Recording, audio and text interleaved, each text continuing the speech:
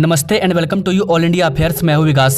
दोस्तों, आज के डेट में किसी भी देश के लिए वो कौन सी चीज है जिसका सप्लाई अगर बंद कर दिया जाए तो उस देश की सारी चीजें ठप पड़ जाएगी, कुछ काम नहीं करेगा और देखते ही देखते वो देश डूब जाएगा। 100 साल पीछे भी जा सकता है। और क्या भारत के साथ ऐसा कुछ किया जा सकता है?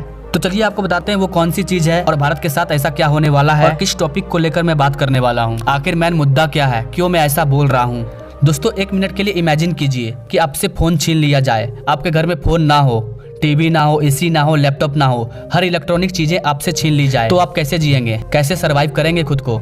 आज के इस टेक्नोलॉजी की दुनिया में अगर आपसे सारी टेक्नोलॉजी छीन लिया जाए तो आप कैसे जिएंगे? दोस्तों, आज के समय में कंप्यूटर, लैपटॉप, मोबाइल पर ही दुनिया डिपेंड है। अगर ये चीजें अब नहीं होगी तो दुनिया ठप हो सकती है। ऑनलाइन पेमेंट नहीं होगा, मैसेज सेंड नहीं होगा, बिना मिले बातचीत नहीं होगी, इंपॉर्टेंट इन्फॉर्मेशन लोगों तक नहीं पहुंच पाएगा क्योंकि हर चीज में इलेक्ट्रॉनिक चीज का यूज किया जाता है और इसमें सिक्योरिटी नहीं है। किसी के द्वारा अगर इन चीजों की सप्लाई बंद कर दी जाती है तो वो देश आगे नहीं बढ़ पाएगा, दुनिया आगे निकल जाएगी, वो पीछे छूट जाएगा। अब आप सोच रहे होंगे कि क्या फालतू का बात कर रहा है, भारत में इलेक्ट्रॉनिक चीजों की कमी थोड़ी है, बस पैसा होना चाहिए। तो जरा रुकिए और हमारे बातों पर गौरतलब कीजिए। भारत में सेमीकंडक्टर नहीं पाया जाता है। सेमीकंडक्टर सिर्फ ताइवान में है और कुछ विकसित कंट्री के पास है। और जिस तरह रूस यूक्रेन पर कब्जा कर रहा है उसी तरह चीन ताइवान पर कब्जा करना चाहता है और लगभग 50% कब्जा कर चुका है। अगर चीन पूरी तरह से ताइवान पर कब्जा कर लेता है तो भारत में जो इंडस्ट्री स्टेब्लिश हो रही है सेमीकंडक्टर को लेकर वो सब बंद हो जाएगी। भारत टेक्नोलॉजी में गाइस अभी भी पीछे है, इसमें कोई दो मत नहीं है।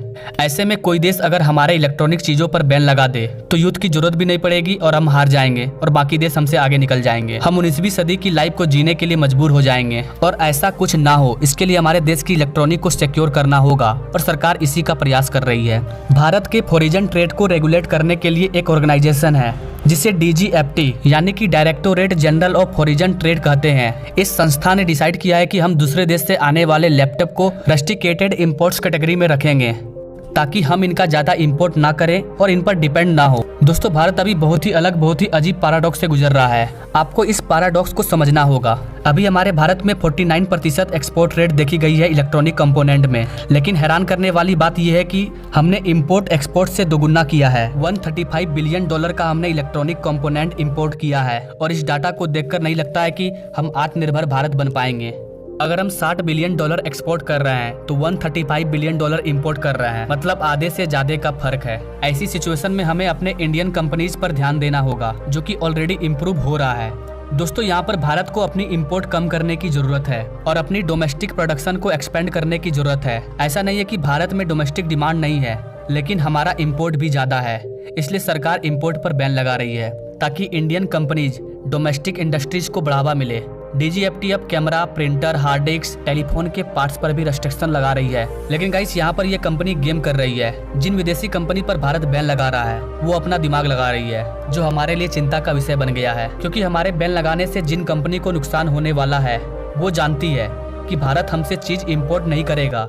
इसका मतलब वो खुद का इंडस्ट्री इस्टेब्लिश कर रहा है। और गाइस, आपको बता दें कि हमारे पैसे से ही ये कंपनियां चलती है। $130 बिलियन का इंपोर्ट 2-4 महीनों में कोई छोटी मोटी रकम नहीं है और सरकार के इंपोर्ट पर बैन लगाने से इन कंपनी की जो इनकम है वो ठप पड़ जाएगी, वो कम हो जाएगी। तो ऐसे में ये कंपनी कुछ तो सॉल्यूशन निकालेंगे।